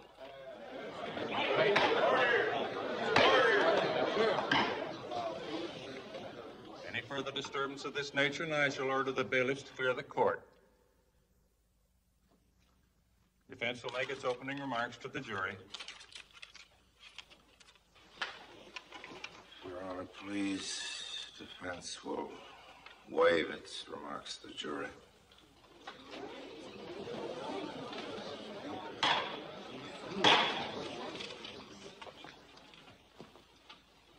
The court will approve the intent at this time to change the plea to guilty. What? We're changing the plea to guilty with mitigating circumstances.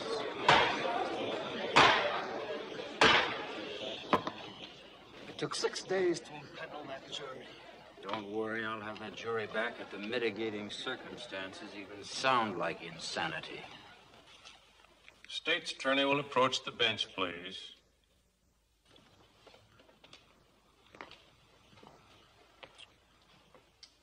court accepts your change of plea to guilty for the defense, Mr. Wilk. Before I dismiss the jury, may I see both of you gentlemen in chambers? Be a short recess. And unless you've completely lost your faculties, sir, I demand an explanation for this fantastic about-face. Mr. Strauss, Mr. Strauss has every right to question my judgments. I've taken a big responsibility. If I'm going to persuade anybody of the boy's emotional instability, it's going to be the judge alone. But we hired you on your reputation as a manipulator of jurors. Of course we did. That's your sitting reputation. in that courtroom today, studying that jury. We wouldn't have had a chance with him. No, Mr. Wilk. I can't understand any of this. Will what you did today help Artie?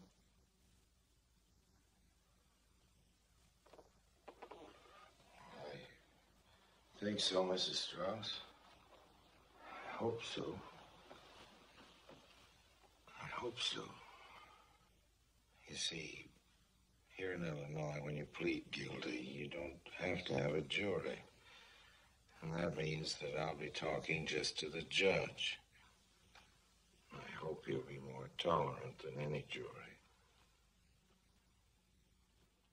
Hope. But I think they should know that if it becomes a question of actual insanity, a jury will have to decide. But you throw the jury out. Then the judge will have to recall a jury. But what else is a psychiatrist's testimony except insanity? Functional disorders, emotional imbalances, psychotic They are either impulses, insane or they are not. A sane person can't commit an insane act. And after what you did today... Strauss, I'll understand if you'd rather have another lawyer. No, sir, lawyer. Now? The best hand. Between now and 9 o'clock tomorrow morning? Ridiculous. No. We're committed to you, sir. And I think we've made a tragic mistake. I hope you're wrong. I really do, Mr. Steiner. I object. I object, Your Honor. I object. I've said it 10 times and I say it again. The moment you admit evidence on insanity, this becomes a mock trial. So far, nobody's mentioned insanity except you. Your Honor, all the defense is asking is a chance to present expert testimony on the mental condition of these two boys. As a mitigating circumstance. Well, Your Honor. It's just another word for insanity. No, it's not. And that just evidence another has word to be presented to a jury. Mr. Horn was virtually godlike omniscience, and without hearing a single word from Dr. Alwyn, has already arrived at a conclusion which the testimony of the witness may not support. Your Honor, defense counsel is making a mockery of procedure. I object to his... Objection overruled. You may take the stand, Dr. Alwyn. Raise your right hand. Well, thank you, Doctor. Now, can you tell us how far this tendency, what you call schizophrenia, had progressed with Artie Strauss? Not to any degree of exactitude. We do know the habit of lying, indulging in fantasies, which the boy developed in infancy, had progressed to the stage where he himself was having difficulty distinguishing between what is true and what is not. That's very Your Honor, the prosecution moves a jury be impaneled. But why? If Artie Strauss cannot distinguish between what is true and what is not Your true, Honor. he cannot distinguish between right and wrong, and is Your therefore Honor, the insane. state's Isn't that what you're saying, Doctor? No, I don't believe so. Now, just a minute. You're an expert and under oath. Is your I am diagnosis insanity or cross-examining not? this witness. Under oath, I cannot answer that, sir. Insanity is a legal term, not a medical one. I'm a doctor, not a lawyer. Motion denied. Your witness, Mr. Horn. Go ahead. Poppycock, Doctor. More psychiatric verbiage. Call it paranoia, call it anything you like. What it all adds up to in Judd Steiner is a feeling that nobody liked him. And they had good reason not to.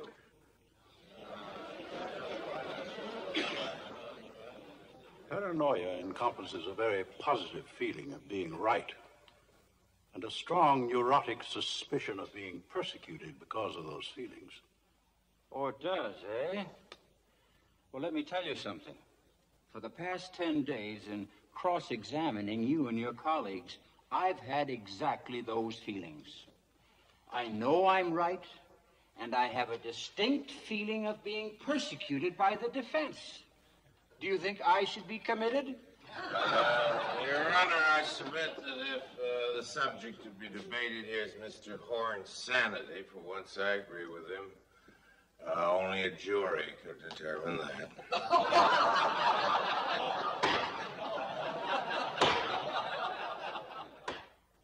Now, at the time of this meeting, you had a deep romantic attachment for another boy. Yes, sir. And yet you also feel a romantic attachment for Judd. I felt he was alone and terribly unhappy. I see him. And did Judd give any demonstration that he liked you as a woman? He kissed me.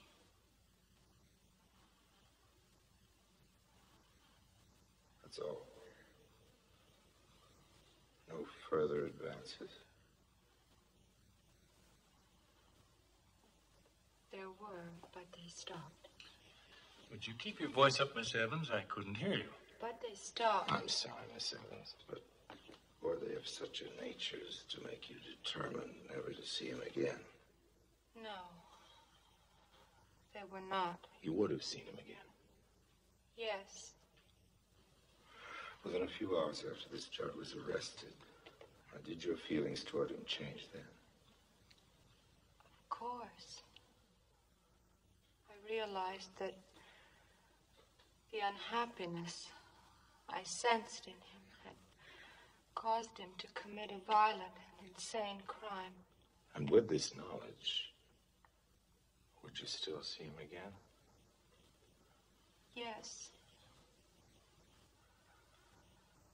I felt sorry for him then, and I feel sorry for him now.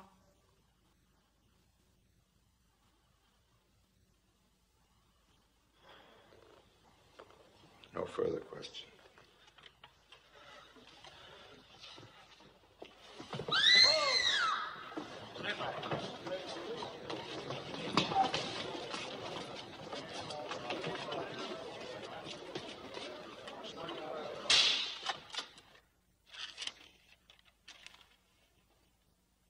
This crime is the most fiendish, cold-blooded, inexcusable case the world has ever known.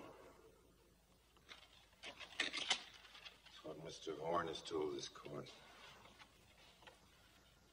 Your Honor, I've been practicing law a good deal longer than I ought to. Anyhow, for 46 years. During all that time, I've never tried a case where the state's attorney did not say it was the most cold-blooded, inexcusable case ever. Certainly there was no excuse for the killing of little Paulie Kessler. There was also no reason for it. It wasn't for spite or for hate or for money. The great misfortune of this case is money. If Your Honor shall doom these boys to die, it'll be because their parents are rich. I hope I don't need to mention that I'll fight as hard for the poor as for the rich. If I'd come into this court alone, with two ordinary, obscure defendants who've done what these boys have done, that had weirdness and notoriety and this sensational publicity, I said, Your Honor, I'm willing to enter a plea of guilty and let you sentence him to life imprisonment. Do you suppose the state's attorneys have raised their voices in protest? There's never been a case in Chicago where in a plea of guilty a boy under 21 has been sentenced to death. Not one. Yet for some reason, in the case of these immature boys of diseased minds, as plain as day, they say you can only get justice by shedding their last drop of blood. Isn't a lifetime behind prison bars enough for this mad act?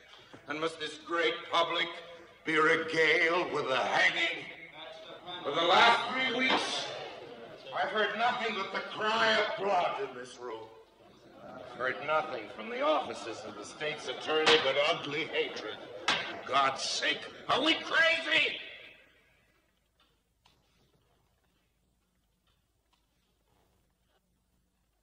If you hang these boys, it will mean that in this land of ours, a court of law could not help but bow down to public opinion.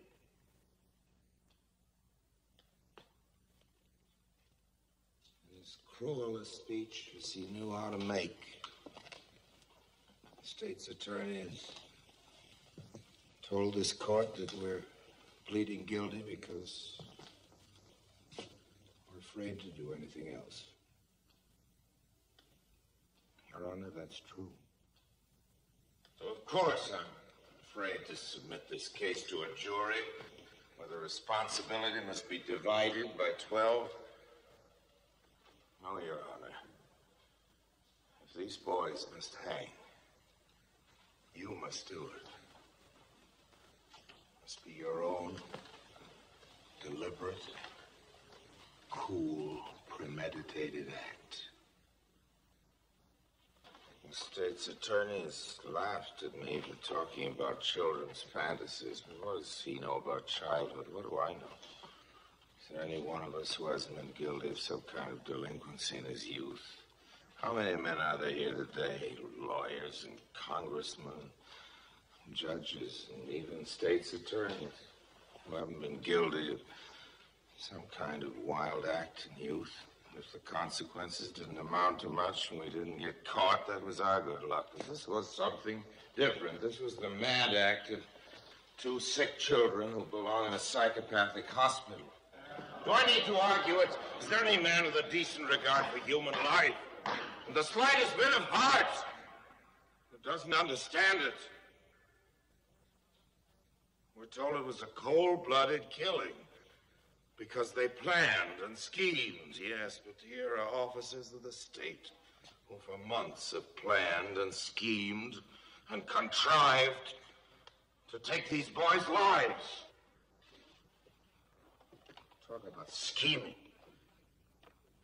Your Honor, I've become obsessed with this deep feeling of hate and anger. I've been fighting it, battling with it till it's fairly driven me mad. What about this matter of crime and punishment anyway? Through the centuries, our laws have been modified. Till now, men look back with horror at the hangings and killings of the past. It's been proven that as the penalties are less barbarous, the crimes are less frequent. Do I need to argue with Your Honor that cruelty only breeds cruelty? That every religious leader who's held up as an example has taught us that if there's any way to kill evil, it's not by killing men. And if there's any way of destroying hatred and all that goes with it, it's not through evil and hatred and cruelty. It's through charity, love, understanding. This is a Christian community, so-called. Is there any doubt that these boys would be safe in the hands of the founder of the Christian religion?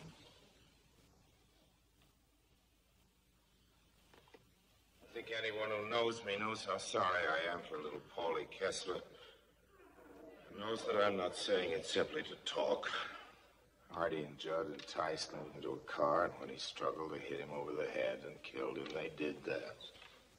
They poured acid on him to destroy his identity and put the naked body in a ditch.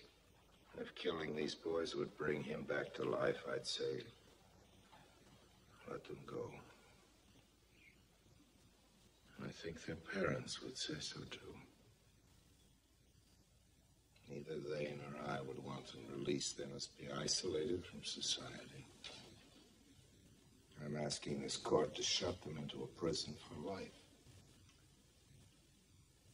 Any cry for more goes back to the hyena. It ruts back to the beasts of the jungle.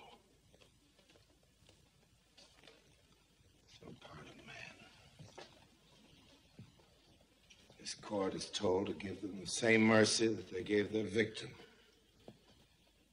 Your Honor, if our state is not kinder, more human, more considerate, more intelligent than the mad act of these two sick boys, then I'm sorry that I've lived so long. I know that any mother might be the mother of little Paulie Kessler, who left home and went to school, never came back. I know that any mother might be the mother of Heidi Strauss, Judd Steiner. Maybe that in some ways these parents are more responsible than their children. I guess the truth is that all parents can be criticized. And these might have done better if they hadn't had so much money. I do not know. The state's attorney has pictured the putting of the poor little dead body in the ditch. But, Your Honor, I can only think now of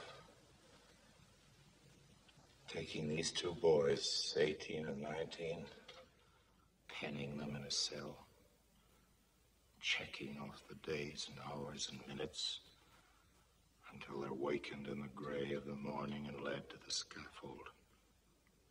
Their feet tied, black caps drawn over their heads, stood on a trap, the hangman pressing the spring. I can see them fall through space. I can see them stop by the rope around their necks.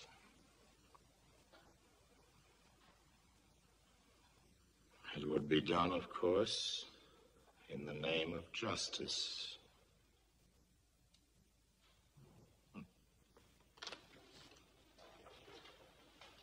Justice. Who knows what it is? Do I know?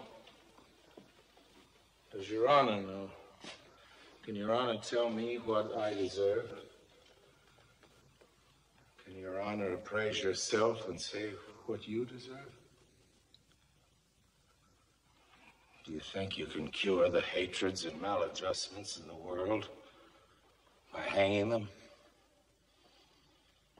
Mr. Horn says that if we hang Hardy and Judd, there'll be no more killing. The world has been one long slaughterhouse from the beginning until today. And the killing goes on and on and on. Why not read something? Why not think instead of blindly shouting for death? Kill. Because everybody's talking about the case. Because their parents have money. Kill them. Will that stop other sick boys from killing?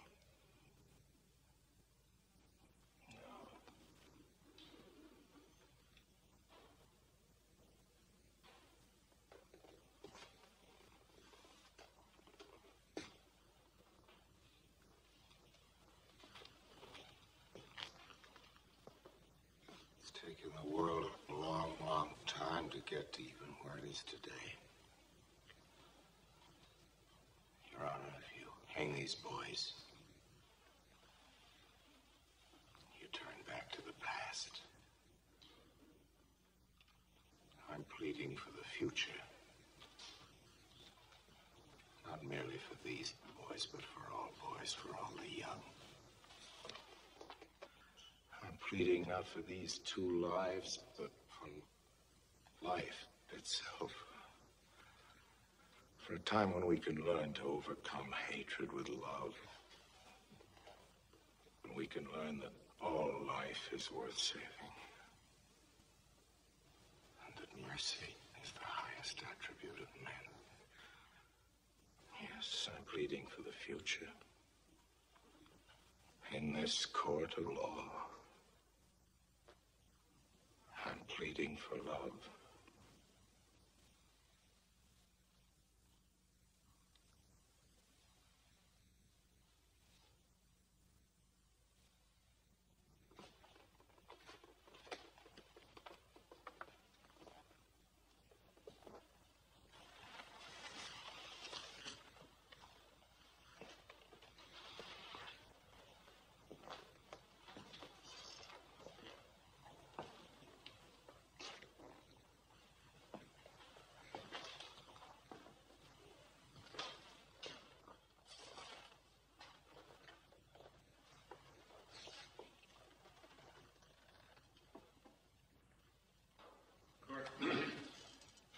Court stands in recess until 10 o'clock tomorrow morning.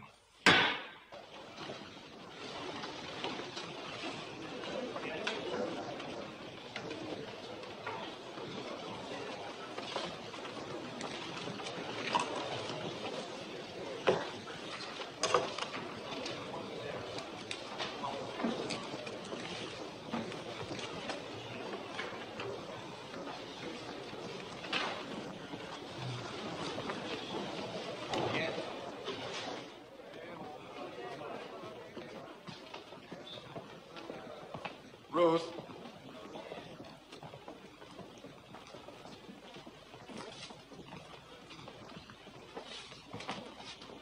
I don't know whether you'll believe me or not. I don't know why you should. After listening to Will, glad you went on the stand.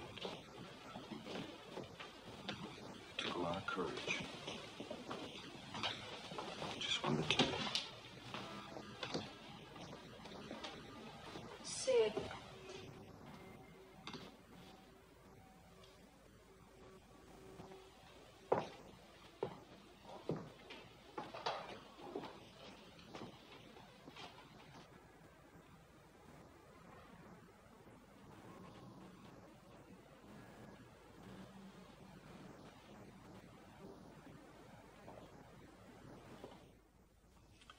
For the crime of murder, to be confined in the penitentiary at Joliet for the term of your natural life. For the crime of kidnapping for ransom, to be confined in the penitentiary at Joliet for 99 years. The sentence is to run consecutively.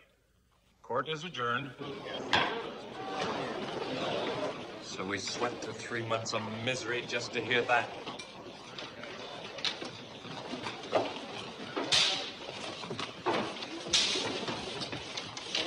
I wish they'd have hung us right off the bat. Is that your only reaction, Artie? No remorse, no feeling of remorse? I wasn't expecting you to fall down on your knees and thank God for deliverance. God. That sounds rather strange coming from you, Mr. Will. A lifetime of doubt and questioning doesn't necessarily mean I've reached any final conclusions. Well, I have. And God has nothing to do with it. You sure, Judd? In those years to come, you might find yourself asking if it wasn't the hand of God dropped those glasses. And if he didn't, who did?